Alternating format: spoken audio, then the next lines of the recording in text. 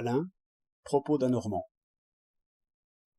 Les tenanciers de la célèbre loterie de Longchamp, dont on a un peu brûlé la boutique dimanche dernier, feront bien de méditer sur les mésaventures du père Lunette.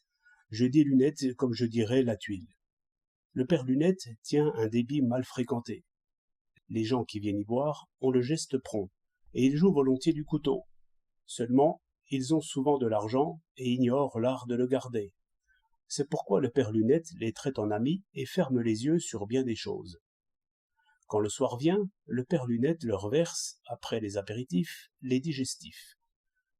Les yeux deviennent plus brillants, les faces s'illuminent, les voix crient, les injures montent.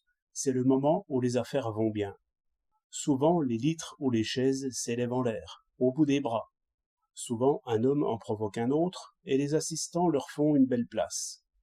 Le père Lunette use alors de persuasion. « Mes amis, allez vous battre dans la rue. » C'est l'instant critique où il faudrait ne plus verser à boire et mettre les volets.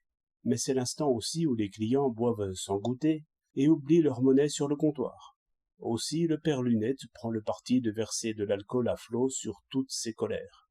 Il risque d'avoir ses glaces brisées et d'être un peu assommé, mais il se dit que ce sont les petits ennuis du métier. Et quel métier n'a pas les siens?